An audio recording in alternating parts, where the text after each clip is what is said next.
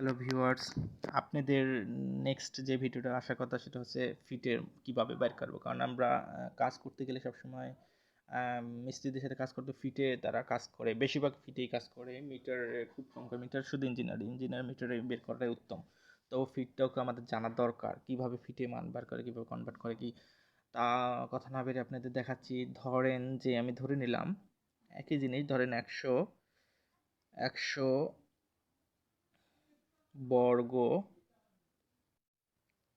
Foot, 100 বর্গ foot, 100 বর্গ ফুটে 1:3 অনুপাত। কিন্তু আগে বুঝেছি অনুপাতটা কি, অনুপাত কিভাবে কি করে। তা 1:3 আর ওই 18 মিলি ধরে নিলাম আমরা, একই জিনিস কিন্তু 18 মিলি প্লাস্টার ধরেন, এটা প্লাস্টার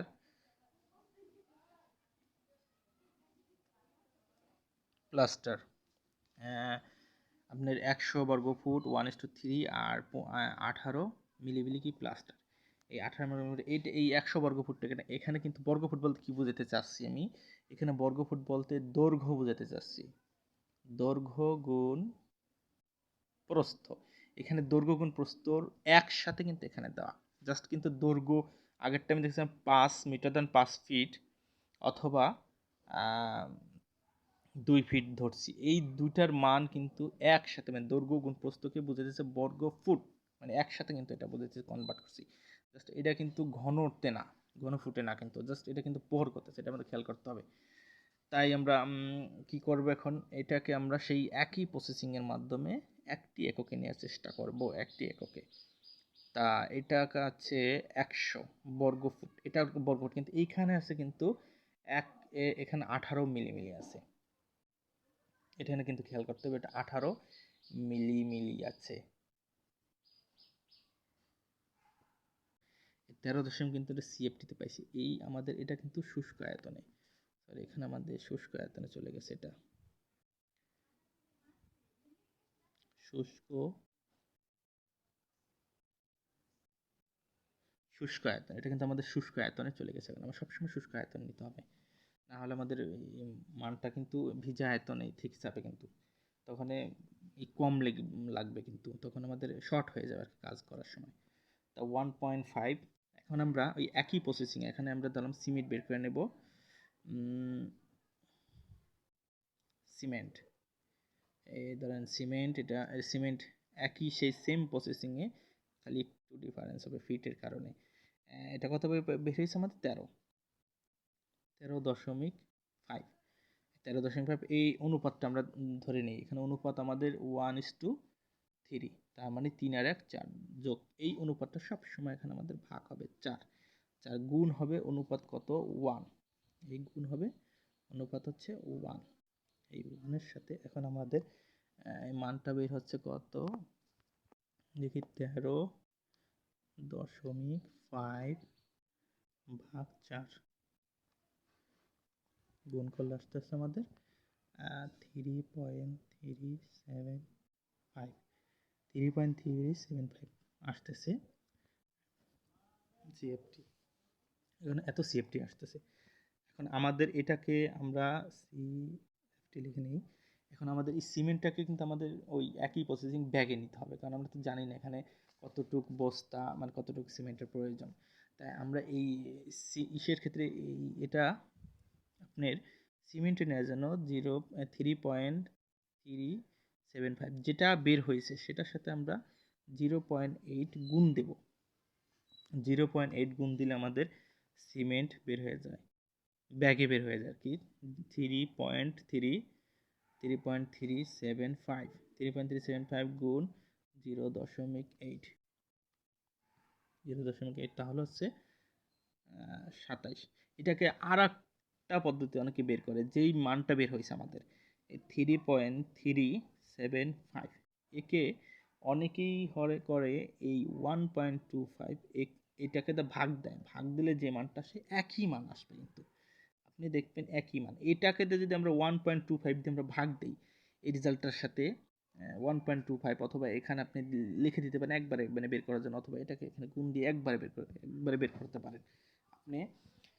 তখন এই কিন্তু 1.25 যখন আমরা ইউজ করবো তখন এটা কিন্তু ভাগ করতে হবে, এটা খুব খেয়াল করবেন, এটা নিচে দিয়ে ভাগ করতে হবে। আর যখন 0.25 দিন তখন গুণ করতে হবে। কেন গুণ করতে হবে আর কেনই করতে হবে আপনাকে আমি বুঝাই দিচ্ছি। যে আমরা আমরা এক ব্যাগ, আমরা জানি এক ব্যাগে সিমেন্টের আয়তন, এটা কিন্তু আয়তন, এক ব্যাগে সিমেন্টের আয়তন হচ্ছে আপনার 1.25। আর এই যে এই মানটা হচ্ছে আপনার প্রতি সিএফটি, এক সিএফটি, এক সিএফটিতে সিমেন্ট লাগে 0.08। এটা হচ্ছে সিএফটি, মানে প্রতি সিএফটিতে এত ব্যাগ লাগে 0.8। আর এটা হচ্ছে এক ব্যাগের আয়তন। এটা যদি আমরা এক ব্যাগের নিই তাহলে এটা আমরা ভাগ দেবো, আর যদি আমরা সিএফটিতে একবারে নিতে চাই তাহলে এটাকে আমরা জাস্ট গুণ দেবো। আশা করি আপনাদের এখানে নিয়ে আর কোনো কোশ্চেন থাকবে না আমি মনে করি। এখন আমরা বালুতে চলে যাই, এখন বালু বের করবো। সিমেন্ট যেহেতু শেষ, এখন আমরা বালু, সিমেন্ট নিয়ে আর কোনো প্রশ্ন থাকবে না আশা করি। এখানে আমরা বালু পাইছি আমাদের ওই একই অনুপাত 13.5 গুণ এই অনুপাত, এই যে অনুপাত আমরা 1:3 ধরছি, এখানে এই 3টা কিন্তু বালুর মান, 3 দিলাম 3, অনুপাতটা আমরা 4 পাইছি 4। এখন এইটাকে আমরা ক্যালকুলেশন করলে পারছি 3.5 গুণ 3 অনুপাত যে আসছে সেটাকে ভাগ দেব 4 দিয়ে আমরা, তাহলে বের হলো 10.125, 10.125 এত সিএফটি, এত সিএফটি। এখানে কিন্তু বালুর মান বেড়ে গেল সিএফটি। আশা করি বালুর মানটা বুঝতে পারছেন। একই জিনিস, এটাকে জাস্ট অনুপাত দিয়ে আপনি গুণ করবেন, আর অনুপাত দিয়ে ভাগ দিবেন, আর এটা হচ্ছে আপনার রেশিওটা গুণ দিবেন বালু। এখন আমরা খোয়া যদি ধরি, এটা খোয়া ধরতে গেলে দেখেন, খোয়া যদি ধরি একই সেম পদ্ধতিতে অনুপাতটা 13 গুণ 5, 13.5 গুণ এই অনুপাত, কিন্তু এখানে আমি অনুপাত দেইনি, সরি, এখানে খোয়ার ক্ষেত্রে অনুপাত দেইনি। অনুপাত যদি আমি দিয়ে থাকি তাহলে কিন্তু অনুপাতটা চেঞ্জ হয়ে যাবে। কিভাবে চেঞ্জ হবে? কারণ এখানে আমরা ধরেছি দুটো অনুপাত, দুটো যোগ করছি, কিন্তু 3 আর 1 4 হয়েছে।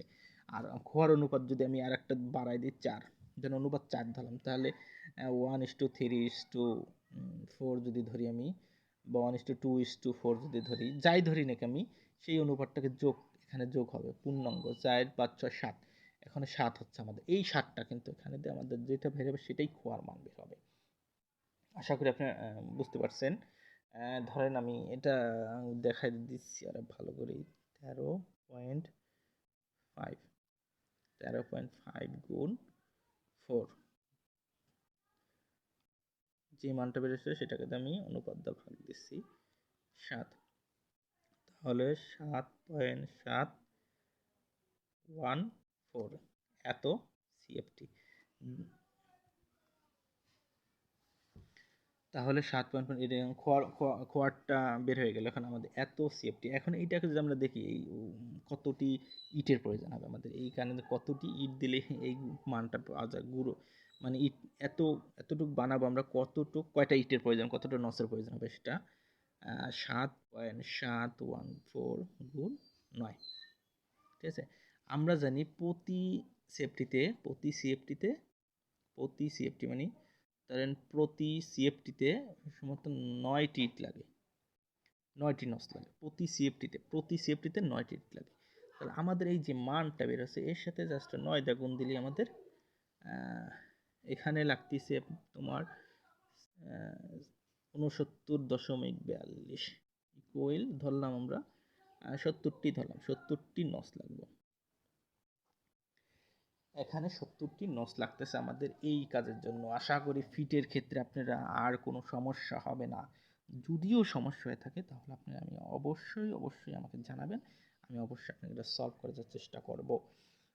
তাই ফার্স্টেই বললাম, এই একই মান ফিট, যেই কলাম বিল্ডিংয়ে যে কোনো সেকশনের হোক না কেন, একই দৈর্ঘ্য প্রস্থ, বাস এই 3টা মান ধরে একই প্রসেসিংয়ে সিমেন্ট বালি আর খোয়া একই প্রসেসিংয়ে বের করতে হবে সব।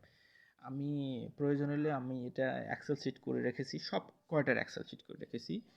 এই আপনার এই কলাম, বিল্ডিং, স্ল্যাব সব কয়েকটা এক্সেল শিট করে রেখেছি, তোমাদের প্রয়োজন হয়, তোমাদের যারই প্রয়োজন হয় আমি অবশ্যই দিয়ে দেবো। আমাকে মেইল নাম্বার দিয়ে দেবো, মেইলে পাঠিয়ে দেবো সবাইকে।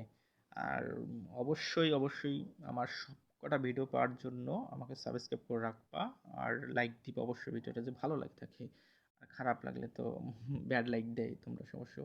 আশা করি ফার্স্টেই বলছি এটা কিন্তু বিগিনারদের জন্য, এটা কোনো এক্সপার্টদের জন্য নয়। আর এখানে আমি এরপরে সব ভালো ভালো ভিডিও দেওয়ার চেষ্টা করব, লোড ক্যালকুলেশন থেকে শুরু করে এভরিথিং। ডিপ্লোমার যত স্টুডেন্ট আছে যারা রিপার্ট খায় তাদের জন্য আমি এটা করতেছি। বাসায় রয়েছি, করোনা ভাইরাসের কারণে বের হতে পারতেছি না, তার জন্য এটা। তো ভিডিওটা অনেক লং হয়ে যাচ্ছে, আশা করি সবাই ভালো থাকো, ধন্যবাদ।